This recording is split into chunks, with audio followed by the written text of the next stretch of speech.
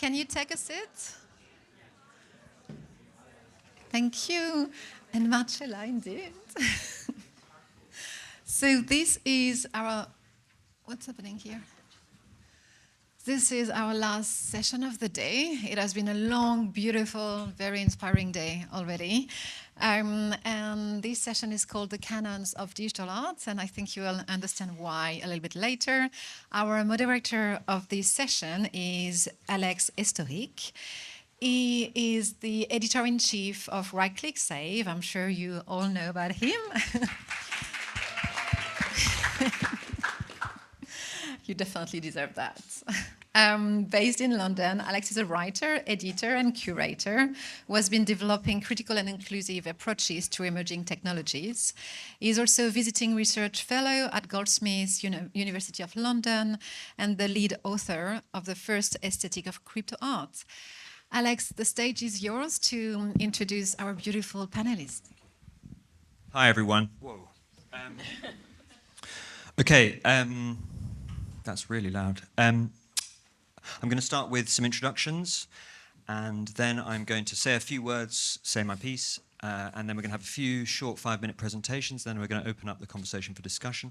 I'm afraid we haven't allocated time for audience questioning, but I've no doubt the speakers will be willing to follow up afterwards. It's a huge privilege. I don't take these kind of situations lightly. You know, they only happen once a year, and it's very special to have everyone here. Honestly,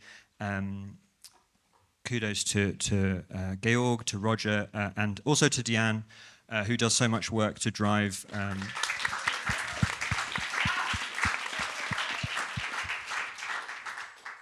inclusive but also environmentally conscious approaches to including curation.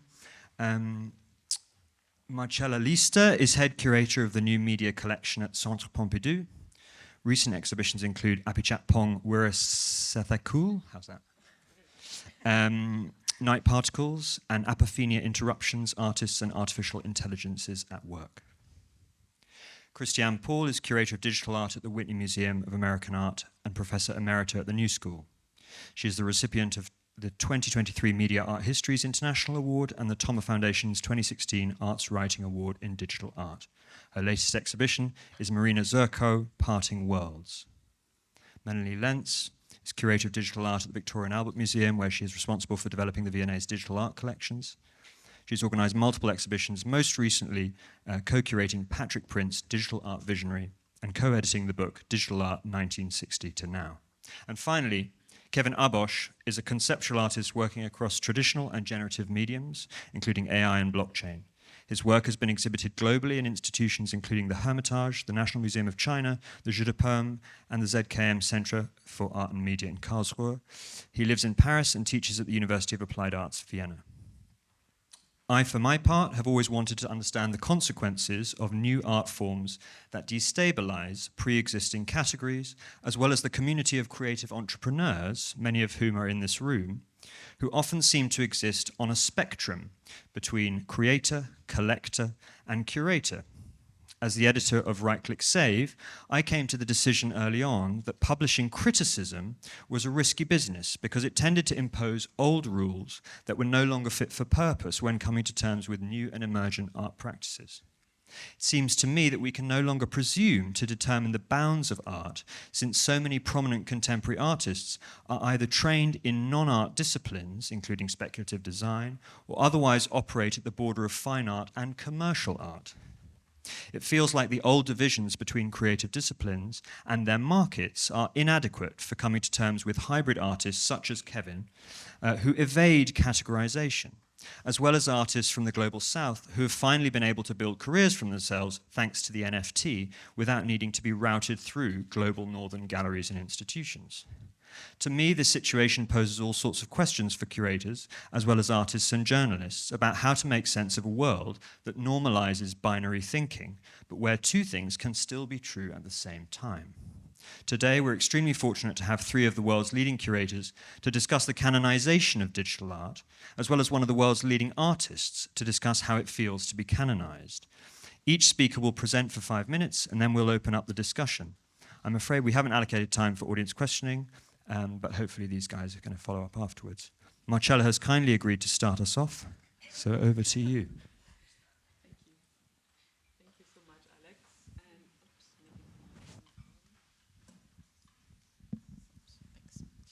Yeah, thank you very much, Alex. Thank you very much, Diane, for inviting us to this panel. And as we have just 5 minutes per panelist, I will just jump into the topic just to say a few words about the Centre Pompidou New Media Collection, which actually started before even the building opened, as you may know, in '77, as one of the main programs of this new institution that hosted old museum of modern art, but really wanted to step back in the future with IRCAM, the Institute for Acoustic Research, developing softwares such as Max MSP, which was coined at IRCAM, and commissions to artists such as Chris Marker. You see here. These few slides actually do not do full justice to this amazing experimental work that was commissioned in 1990 for the exhibition Passage de l'Image, which was dealing with the merging of various nature and regimes of images, from still to moving images, but also electronic images and early digital images. And Chris Marker, you may know, is the famous filmmaker of La Jetée in '62, where he really coined this notion of a circular time, time looping back constantly as a metaphor for memory in the 20th century, and the difficulty to digest some of the traumas of the 20th century. And when he conceived Zapping Zone, it was really this idea of breaking linear time and having this. There were 13 TV, 7 Apple GS computers, where he, invented this new way of coding and making images. So I just gathered these images to give you a sense of what he was experimenting with and the restoration work that a museum like Pompidou needs to do on such early, work. Next would be, if it does work, yeah.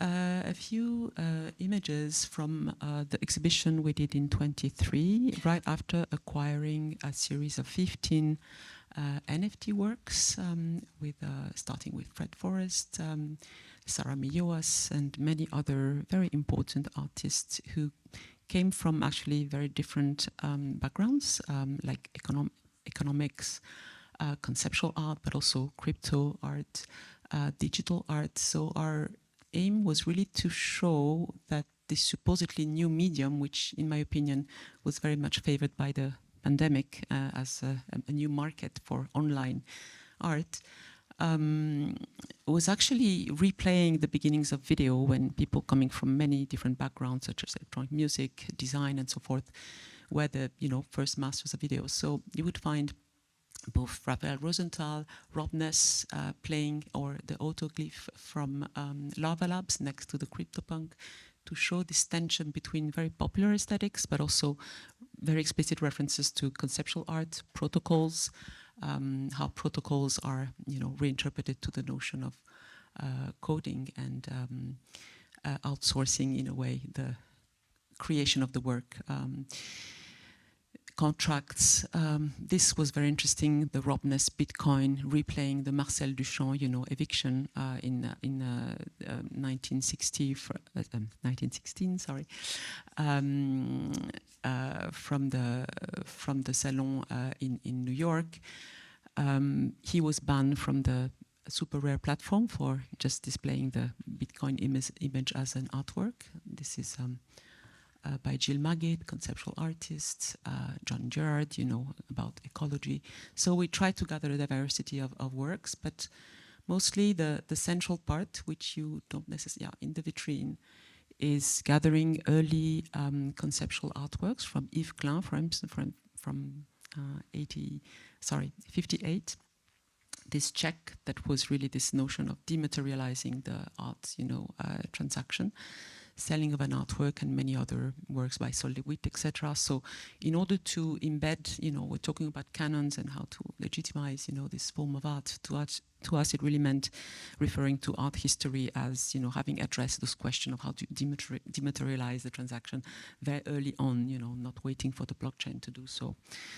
And last but not least, just one slide to show the very recent exhibition that Alex was mentioning, Apophenia Interruption, artists and artificial intelligences at work. So in French, the plural is intelligence artificielle au pluriel is to us already a critical take on not essentializing AI, but rather looking at what are the tools, how you can consider it as a medium, which is embedded in an artistic tradition of criticizing the medium, with exploring the limitations of it, the glitches, the flows, also the way in which it affects the economy and creates very precarious situations. Maybe I'm so a bit done with the time, but I just especially want to mention, since Aurea is here and had a talk this morning, Aurea Harvey's beautiful Black Sheep work that involved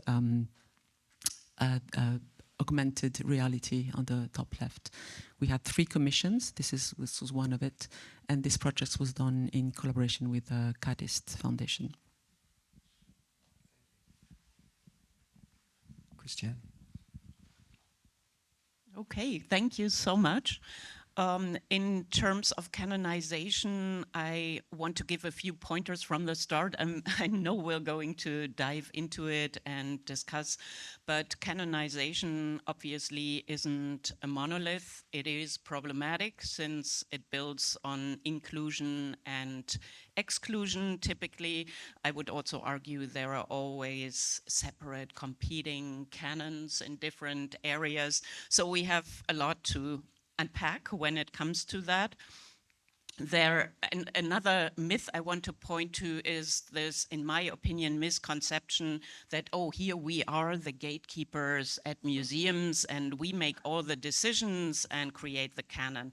And that obviously is also far from accurate, because canonization, I would say, involves the artists first, driving the field. It involves criticism, discussion, fora like this one, for example. All of it is part of that system. So one strategy for canonization obviously is exhibition making. We just each had only 3 slides, so I have to compress a lot. And I actually curated an exhibition in 2007 together with Jemima Raleigh from Tate and Charlie Gear, who was an advisor at the Laboral Art Center. It was the opening exhibition of the center called Feedback. And what we did here was create different kind of trajectories through the history of digital art, from early algorithmic art of the algorists to cybernetic systems and telematic arts. That was on the upper floor, and on the lower floor we looked at kinetics and optics as they were evolving into image-based media. And what was really important to us was, once again, as you already pointed out, build history. So for example, in the cybernetic art, we also had Hans Hake's condensation cube as a kind of feedback system, which was the title of the show. On the lower floor, we paired Marcel Duchamp's roto reliefs and Moholy-Nagy's light space modulator with light art from Latin America. And just to give you a little bit of a view into the upper floor, so you see Casey Rears in the back, you see Harold Cohen to the left, 5-volt core in the middle. And I'm also very proud, coming to collection and acquisitions, that the Harold Cohen work that we showed in the exhibition is now in the collection of the Whitney Museum, but it entered it way more than a decade later, so it's always a long process. Another show I want to mention in this context was Programmed Rules, Codes, and Choreography in Art from 1965 to 2018, which I co-curated with the Whitney's then head of conservation, Carol Mancusi Ungaro, and curatorial assistant Clemence White. And we basically separated the floor into 2 parts. You're just looking into one of them, which focused on bridges between conceptual art and software-based art. You're seeing Sol LeWitt once again in the middle, and you're looking through at Casey Rears, who of course has really made these connections very explicitly. So you have a structure by Lewitt in the center, and then in the back of it, Casey's software structures. And on the wall to the left, you have Albert's exploration homage to the square, together with John F. Simon Jr.'s piece, which actually captures in software the assignments that Albers gave to his students. And then on the other side of the floor, we explored this in terms of the moving image. So once again, building these connections is absolutely crucial, particularly in the 90s. I felt that so many people thought, oh, digital art is emerging from a vacuum and it has nothing to do with other art forms, which of course isn't true. I think that's very important to point out. And then finally, in addition to acquisitions, which we can talk about a little bit more, of course, writing and publications is essential. So my book, Digital Art, came out a couple of years ago in its 4th edition. It's been translated into 5 languages, from Korean and Chinese to French and others. And I also co-edited a few books, one together with Victoria Vesna and Margot Lovejoy, Context Providers, and then I also edited the companion to Digital Art. So this writing and contextualization is also incredibly important to doing this work. So I'll stop it here. A lot more to discuss, and we'll get to it. Fantastic. And Melanie? Okay, well, it's wonderful to be here, everybody. I thought I'd also just start with a little bit of context about the Victoria and Albert Museum and its digital art collection. So the first works were acquired in 1969 with computer-generated work after the ICA's Cybernetic Serendipity exhibition. So this is how the museum first came to acquire what we now think of as early digital.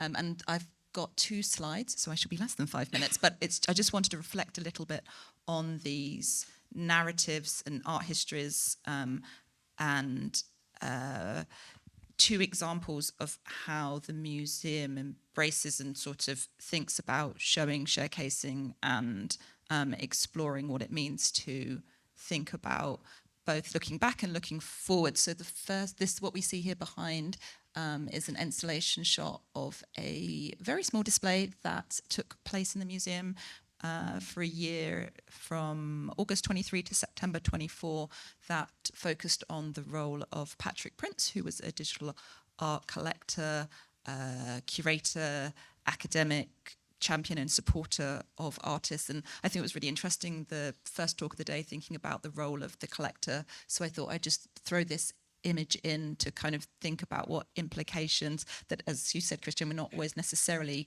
the gatekeepers. Well, we're part of a wider ecosystem, and collectors and artists and institutions all have a different role to play, because when Patrick was acquiring these types of material, many of them were ephemeral or weren't necessarily seen as, weren't accepted by art institutions, and it took a private individual to really bring that to the forefront.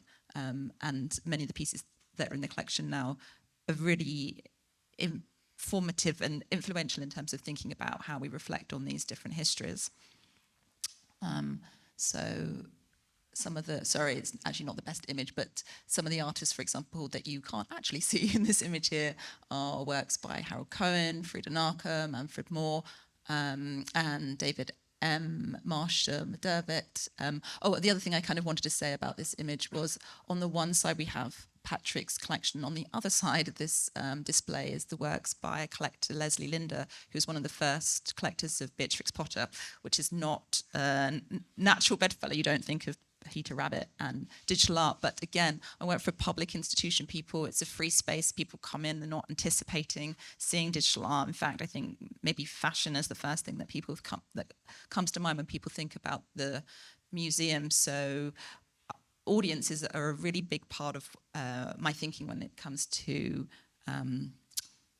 how people and where people engage with this kind of art, and setting up these kind of dialogues and conversations across time and space and types of collections. So, yeah. And then Do I have to do anything to make this play? Otherwise, you're just going to get a very blurry.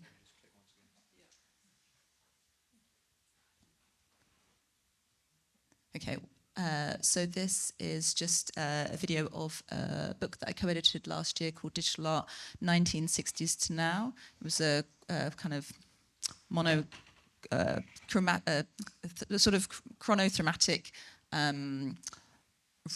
exploration of digital art histories, and I emphasise that this was a way of building out from the collection, both acknowledging what's in it, but also what's not in it. So it was really important for us to include multiple perspectives. We invited lots of different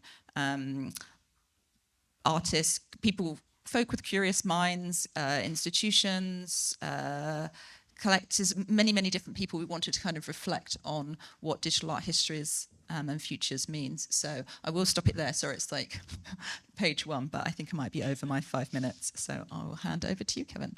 Thank you. I just put up a few slides that reference works that were curated into institutional shows. So I think it's fair to say that I spend an awful lot of time thinking about what it means to make work in this particular moment, especially with respect to the medium of AI and its various forms. I think in a sense our artistic futures are kind of being revealed quicker than we can name them. And as Christiane said, the canon is essentially a story of omission and inclusion. And for artists that are working with the tools that challenge authorship and originality and even the nature of the fixed image, that story is sort of unfolding in real time. And Alex was kind enough to refer to me, I think, as a hybrid artist. And that's something I've dealt with for most of my career. Again, just random images.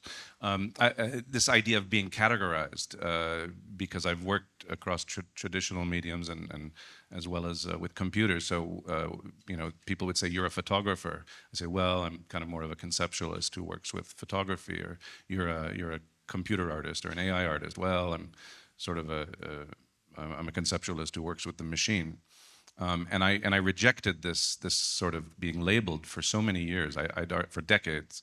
And only recently, like the last few years, I've realized that probably that wasn't serving me the best, because the shows that I like to be curated in, they do have a label on them. And so if someone's doing a show on AI artists, well, it's like, okay, you can call me an AI artist. Rather than being, I want to be part of the discussion. And so, yeah, I'll just keep moving along here.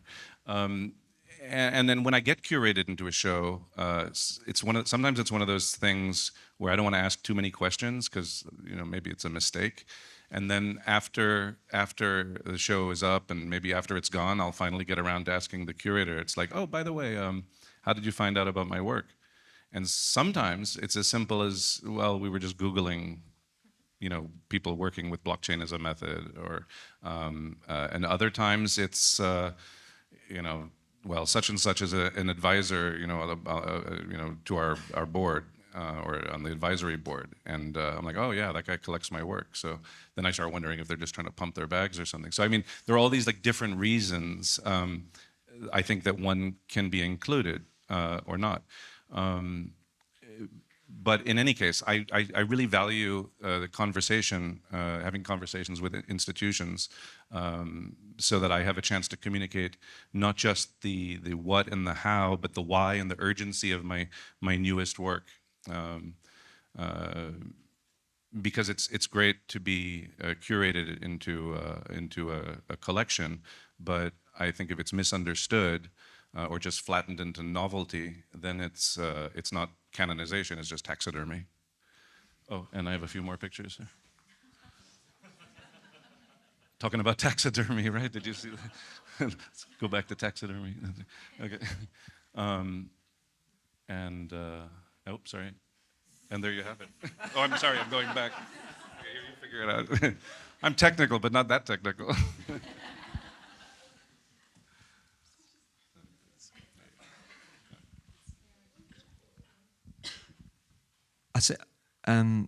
I think a lot about language, obviously, because that's sort of what I do. And I know that you're all interested in language. And it seems to me that one of the things that's quite important, especially with an artist like Kevin, who I do think is a hybrid and also operates across multiple different fields and is also a collector,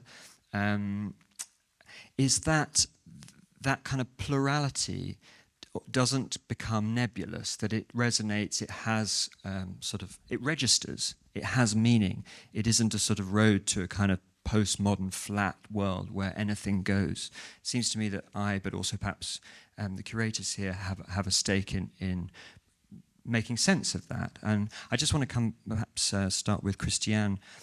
You've been documenting digital art for a long time, and I just wonder how the sort of process of canonization of listening to language and also perhaps introducing your own language, how that's evolved over the last maybe 30 years. Yeah, it has evolved tremendously, and even the terminology for the medium has changed so much. My title has changed at the museum. I originally was the curator of new media arts, which became digital art. I recall all of the juries I've served on, from Ars Electronica to whatever, you name the festival, and almost each time we felt that the categories for classifying the art weren't appropriate anymore. So it's really been a large group of people continuously involved in changing the vocabulary, which makes it problematic to some extent.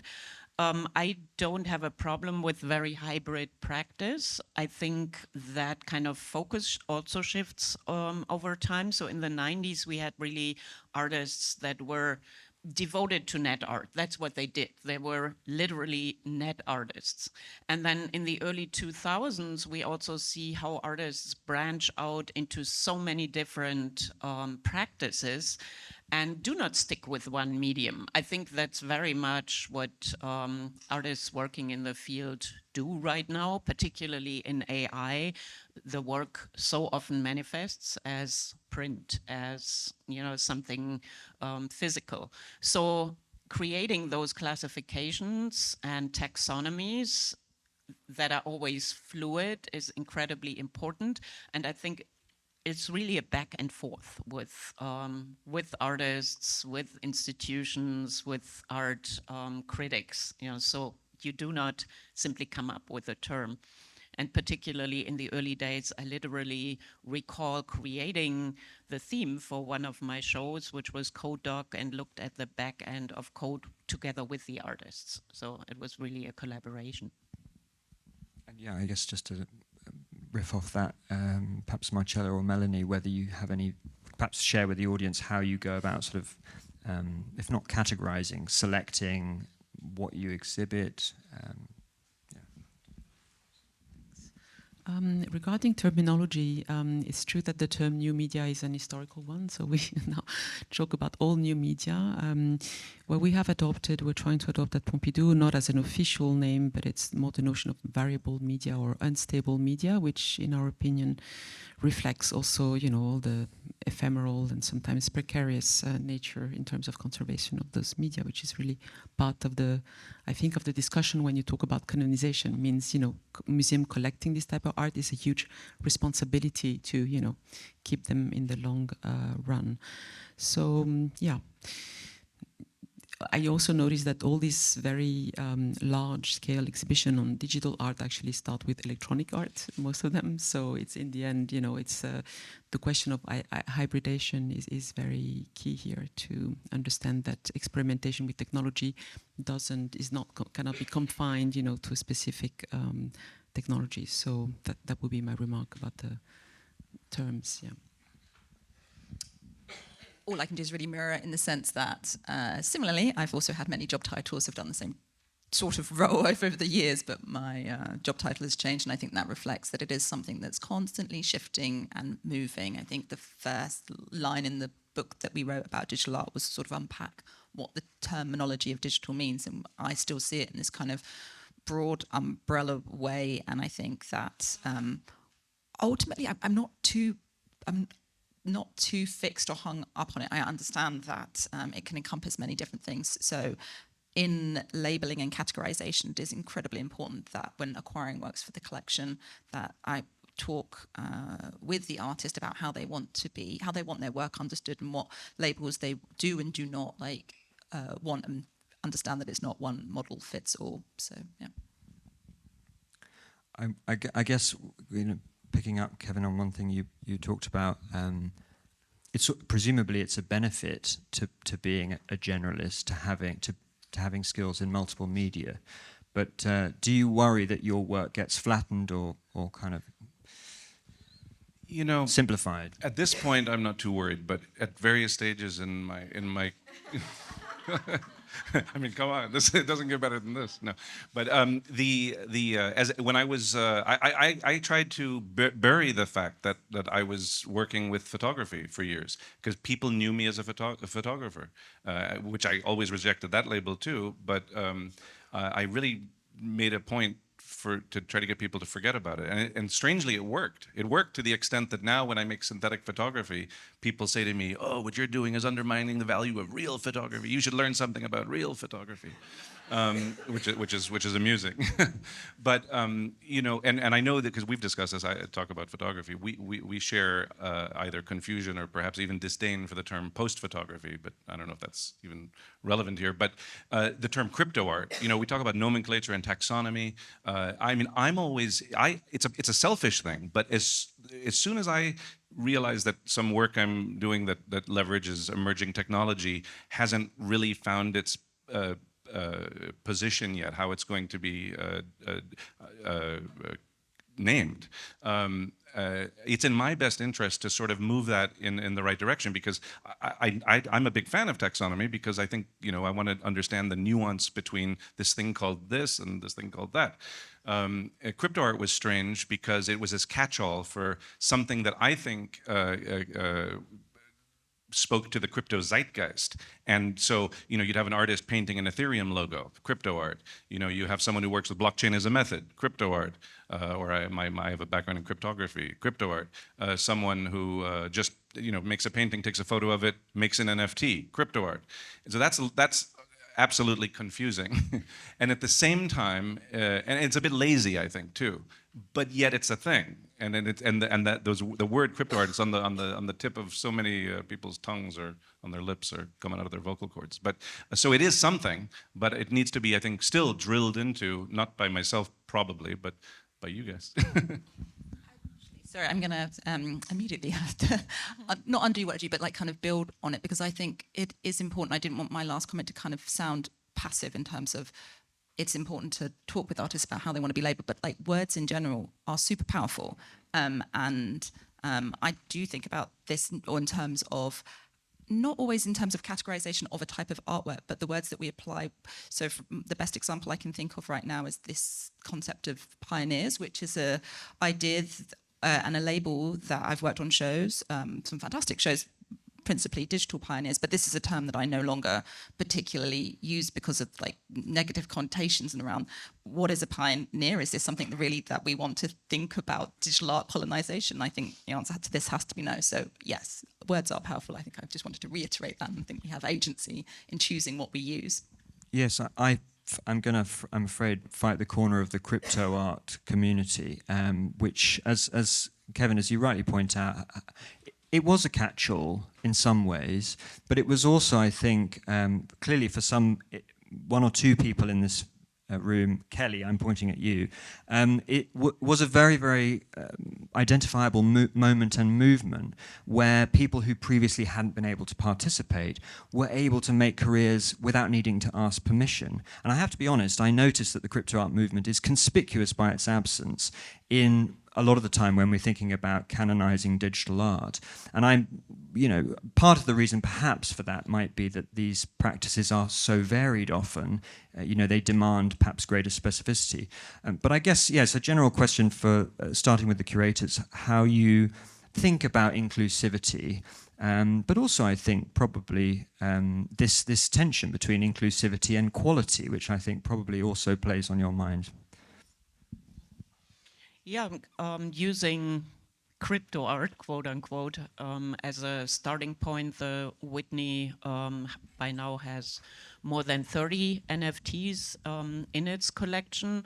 I've followed the art or NFT art, whatever you want to call it, since I saw Kevin McCoy presenting his idea for monographs in 2014 at the New Museum, and I thought, oh, this is going to explode. It took a long time until that happened, but obviously there also, way before that boom, were publication by further field. CryptoPunks came about fairly early.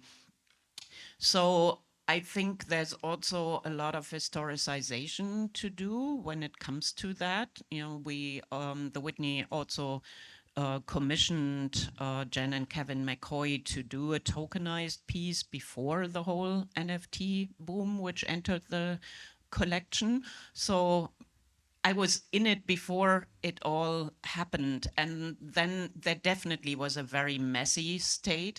I also would point out that the whole discourse around it was very much like the one around net art. Aurea referenced that this morning. We do not need the institutions, and I think net art was a more unified field with really leading artists pushing it, while in the whole NFT space and crypto art space, I think there was a lot of difference in terms of aesthetic expression. I want to be very careful here. And for all, create memes and, creative expression in any way is fantastic. That doesn't mean that museums need to collect that.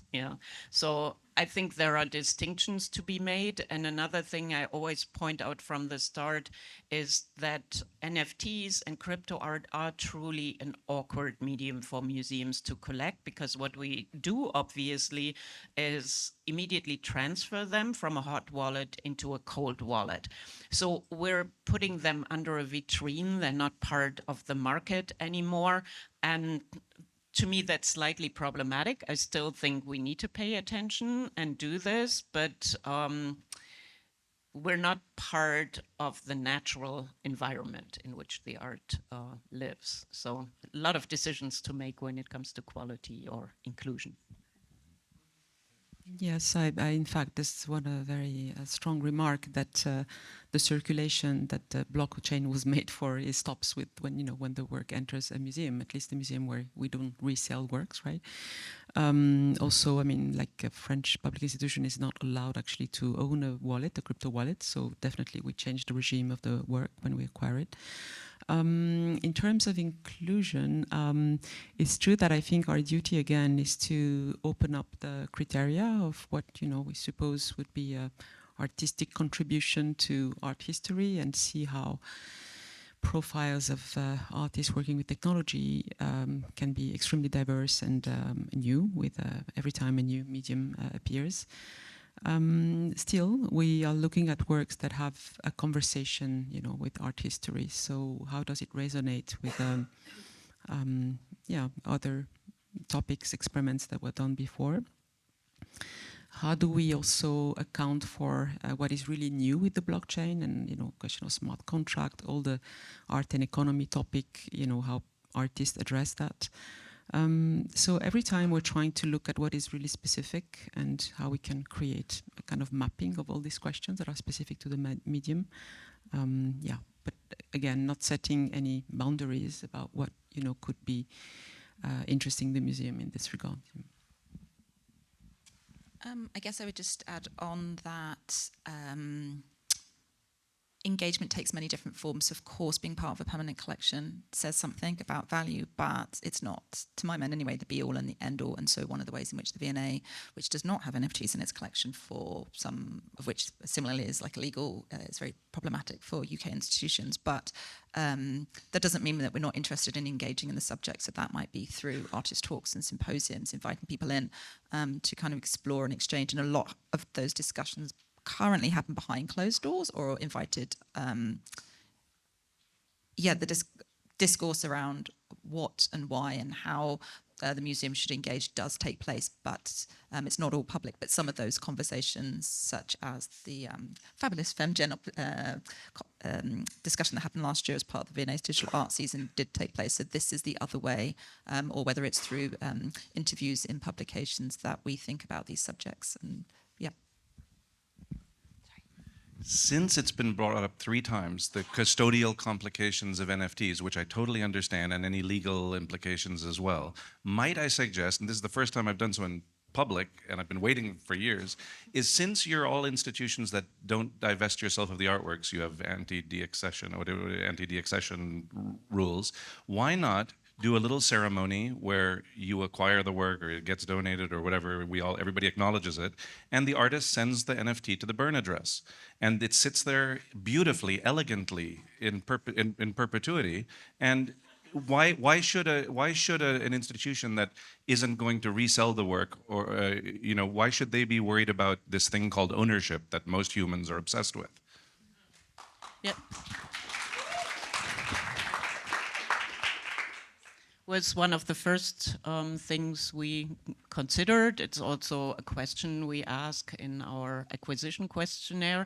I was from the start vehemently against it because, I mean, you might argue it's a practicality, but to me it conceptually completely changes the work even further, sending it to a burn address from the start. And that is the main reason. You may argue that it's conceptually not very sound or quicksand, but we really made the decision not to go there. Is it because burn sounds so negative? It could be just the resting wallet or the sleeping wallet? No, but it's a different, I mean, within the living environment of that art form, it's a very different status and it signifies something. And going to that signifier was what we didn't want. Yeah. I mean, is this an immovable position? Like, it sounds like there might be some. One can inscribe in the transaction where you send it to the resting, sleeping beauty wallet. You can say that this has been hereby donated to this institution, and the work has not been changed conceptually. This can be explicitly written out. Yeah, I don't know. It also it becomes really more problematic when you have works that are more generative. For example, I don't want to say everything forever sits in a cold wallet. We have Ian Schenk's 3-phase. We transfer that over to the hot wallet to change it and to read all the statistics of the Whitney wallet. And the evolution of the 3-phase is also part of it. And who knows what artists will be doing. So you seem so set on burning our Well, they call it the burn wallet. I don't see it like that. I see it as this beautiful, peaceful place where it sits, so everybody can go to the institution to see it on a screen or even a print even. Conceptual. It's the coffin for me. I don't want to. Wow. I mean, I think, I don't know where to go on. Let's talk about collection building, because the curators here represent quite different institutions. And I'm thinking about, actually, Melanie, the V&A. When I go into the V&A, I do think I'm inhabiting an expanded art world. I don't feel like I'm in necessarily a narrow, golden cage or white cube. Maybe starting with you, Melanie, could you just say something about how the collection at the V&A emerged and maybe how it's evolving now? Yes, I realised one of the key things that I forgot to show when showing Patrick Prince's just 15 of maybe like 300 to 400 works was that she started collecting in like the 80s and although her collection looked back and forward, I should emphasize that she's not a contemporary, she's obviously passed away sadly, but she's not a contemporary collector. So the museum's initial collection, like many museum collections, is that computer-generated art came into the museum in the guise of prints. So there's some fabulous pieces by Manfred Moore or Vera Molnar in the collection where there is no mention whatsoever of a computer being made. And for many, I think this is still true to a certain extent, that a lot of the output that exists in museums are works on paper, and there's no correlation or discussion about how, in historical reference, how these works are made and the process behind. So that's sort of, certainly in the V&A's case, some of the history of how this work came into the collection. But looking forward, we're no longer bound by the same constraints that it needs to be a work on paper. And so moving forward in terms of the types of the direction that the collection's moving in, it's very much about addressing some of those gaps in the collection, like who's not in there, why are they not in there, and it's not bound by certain constraints in terms of the media. It is something that we constantly readdress, and it isn't fixed. So yeah, I think about how works relate and resonate with so the V&A, sorry, I should say, is like National Museum of Art, Design and Performance. So how those connections can be made across time and cultures, both within the museum and its existing collection, but more important, well, maybe not more importantly, but equally as importantly, as a national institution of art and design, what isn't reflected, what kinds of work, not just the artists, but like where are those new experimental but deep and meaningful works being made, and how do we collect and acquire, is something that I constantly consider. I wonder if I could just come back, because I think that's something I see a lot right now, because one of the things I've been writing about is speculative design, and a lot of speculative designers are now contemporary artists. And I just wonder how you all actually, but perhaps moving to Christiane, how you maybe go about exhibiting work that seems to sit at an intersection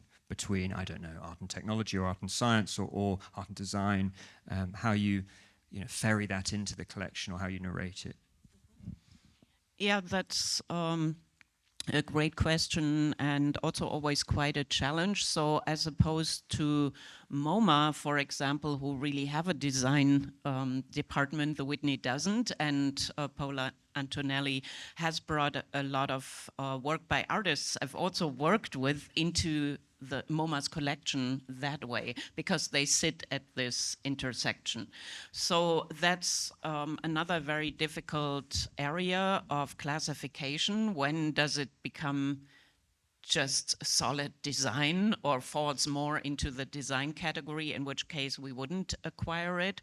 But we also have work by Martin Wattenberg in the collection that is clearly has design elements, as a kind of classification, data visualization in particular, of early net art. So that's something that really has to be navigated. And I would say the distinction is where work falls more into the category of a graphic representation, no matter how beautiful it is, rather than being a meta-narrative about cultural beliefs and knowledge that, to me, would push it more into the art corner. But ultimately, we make those decisions on a case-by-case basis. I've got to add, this is where our superpower comes in. So, for example, we have Daniel Braithwaite-Shirley and Simone Nikhil, which were both collected as example of digital design, but frankly, they could equally be digital art. So I like to think that any which way we can bring it in, and I also am really passionate about talking to my colleagues, whether they be in, I don't know, Southeast Asia, Curator, that if just because it's made in a digital way doesn't necessarily mean that it needs to come to the digital art collection. I'm kind of really pushing that all curators have the ability to acquire these different types of artworks or design. Yeah. I would say the same in Pompidou, that many departments, design but also architecture, acquired artworks made with computers from even the 60s and so forth. And we tried not to categorize, in fact. We don't go as far as collecting like video games. I know that MoMA does this in the design section. But yeah, we're trying to cover. But to go back to, you know, the burning address topic, which I think is a very interesting one. I consider that as soon as it enters the museum, an NFT is becoming something else. So with the conversation we had with the artists is, in their opinion, does it become a documentation of the work? What does it mean to have it on a screen on a white cube space, which is already, you know, totally contre nature, you know, in a way from. So these are conversations that we develop with the artists, and each case is specific, so we don't want to categorize in that field either. And one example is Lava Labs, you know, autoglyph, which they say to us, well, you can either put it on a screen, but also print it, have it as a wallpaper. So it's the idea that there's a new life to the work when it crosses this border, I would say, of the museum. So why not, you know, if it can become a multiple of itself, you know, in many, many forms. Yeah, I also want to just point out again, you don't have wallets, right? You do have a cold wallet, but not a hot wallet. Yeah, so that's also important to the conversation, of course. Yeah. For legal reasons. Yeah. I wonder whether let's stay on the CryptoPunks, just because for me I think it's a wonderful case study in an artifact that destabilizes pre-existing categories of art. You know, it is. You could say a collectible, certainly a blue chip acid. You could call it long form, perhaps on-chain generative art. You know, that itself, I think, is sort of, for me, is wonderful and probably indicative of its cultural importance. But I wonder whether how you guys reconcile a kind of an asset or an artifact like that. Yeah, I can quickly answer because we literally had that discussion because Lava Labs, Matt and John had offered us a crypto punk for the collection, and we declined it, and I had discussions with them about it, and they also changed their mind in the process. And the problematic thing to me was that CryptoPunks at the time of release was really a terrific conceptual artwork. And that was how it was positioned in the original discourse. Then came the whole boom, and it became the CryptoPunk and the Bored Apes camp, and the discussions about IP and giving up IP. To me, the concept of the work was completely changed in the process, and I discussed that with Matt and John, and we ended up taking an autoglyph also. And once again, as you say, cultural significance, if we had a design department, I would say, yes, absolutely, because it's such an important work in terms of that whole discourse. But putting it into an art collection, I preferred an autoglyph in all of its connections to also the early algorithmic art. Yeah. In our case, we had the discussion with the Lava Labs to, in fact, include the autoglyph next to the CryptoPunk, which we chose. And next day after the opening was very nice. There was some street artists paying homage to the little CryptoPunk that they saw in the museum around the Pompidou. Kids, you know, showing their parents in the exhibition space and telling them about what that is, you know, the CryptoPunk. So it was really an amazing turning point for us to include that. And the very notion of the collectibles, we thought also was one of the aspects of the culture of crypto art that we had in a way to witness. Next to the works in series by artists such as Raphael Rosenthal. So it's really interesting again to see how the collectibles, in a way, you know, can also relate to fandom culture and other, you know, cultural structures and models. How does it play next to the question of the series as it is, you know, traditional art historical question. So this was and also how you think of a collection, the notion of a collection. And just one quick add-on, since we're talking about canonization, of course, doing that then also becomes a precedent, right, for bringing a certain work into the collection, and then you can reference it when other works come in. So it literally may create a different track for the collection that one also needs to be careful about, you know, or might get pushback about from colleagues. And The sense I'm getting, though, is that perhaps every institution has its own envelope that doesn't necessarily align with another institution. I would rather say we all have, and we're great, representing great examples thereof. We have very different collections with very different missions. And I think that is the decisive factor. Do you want to open that door or not? I'm just wondering from the perspective of the artist, though, or artists in the room. I'm just thinking to myself, there's an artist who will remain nameless who has chosen to align themselves with the history of painting. And this is an artist I would describe as a generative artist. It seems to me that for artists, though, there is a politics and there is a hierarchy to if you link yourself to Sol LeWitt or you link yourself to Frida Naka. I think if an artist wants to make it big or wants to maintain a certain market value, they would probably prefer to align themselves with Sol LeWitt, even if perhaps Frida Naka might be a rather more deserving prototype. I don't know, Kevin, if you have any thoughts on that problem. Well, I mean, the only thing I can think of is I wish generative artists would just live in their own skin rather than pay homage constantly to Sol LeWitt or Vasarely or whoever it is. Like, just no, that's just my own little pet peeve. But I'm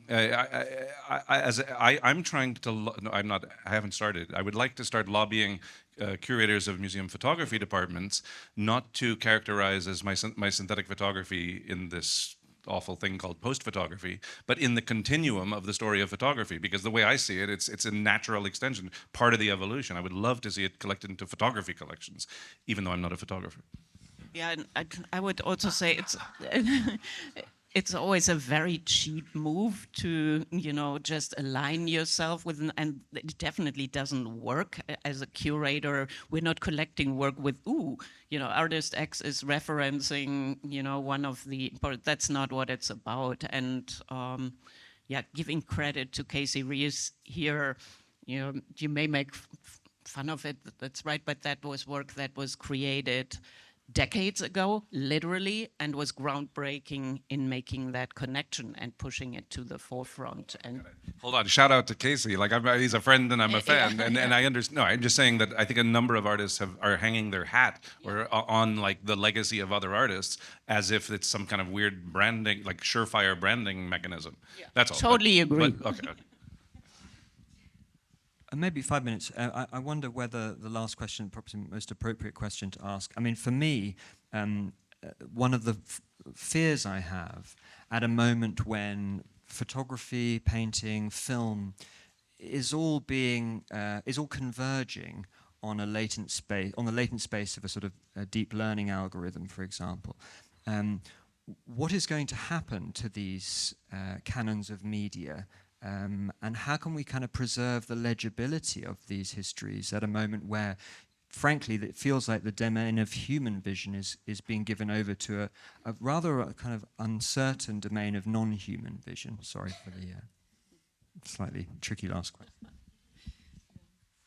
Yeah, it's also a great question. I would still say that AI art is always art that conceptually and practically engages with the technologies in critical ways.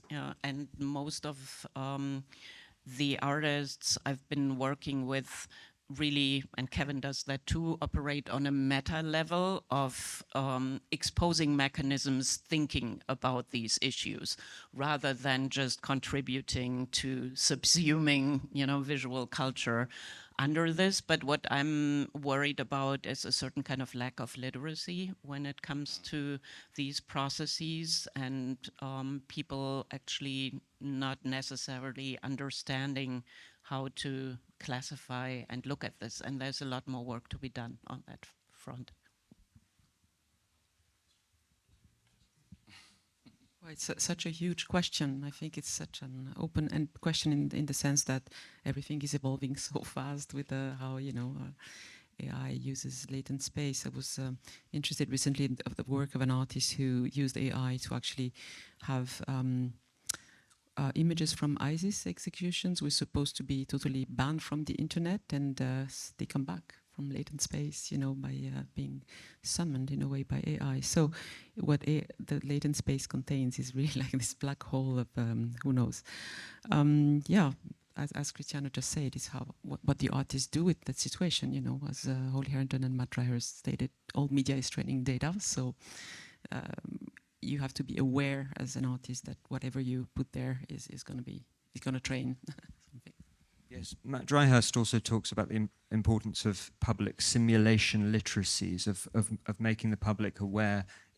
And actually, I think the public is very hyper-aware of the need to remain sort of critical of the media that they are exposed to. But do you feel, and perhaps final point, do you feel that a museum's role going forward is to maintain those kind of critical literacies for images that are unstable and synthetic and maybe dangerous?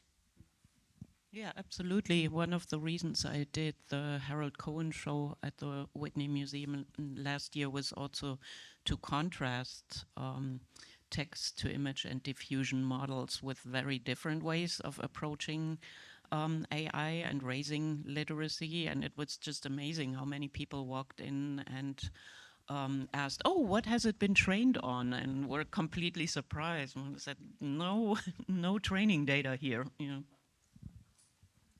Yes, big advocate for museums here. I think that this is what museums, when done well, can sort of excel at. I speak, I guess, from a very specific viewpoint in that the V&A is funded by, it's a national museum, so it's funded by DCMS, although there are other funding streams, of course, but at the end of the day, it's a public institution where we encourage or help facilitate critical conversations and invite people, being the public, in to like sort of explore with us what the meanings of works are, and regardless of like what those individual pieces are. But I think the museum is a fantastic site where we can have those conversations in a kind of free and open and critical way. I love museums, but I hate myself for craving validation from them. On that note, thank you, Marcella, Lista, Christiane, Paul, Melanie, Lenz, and Kevin Abosch.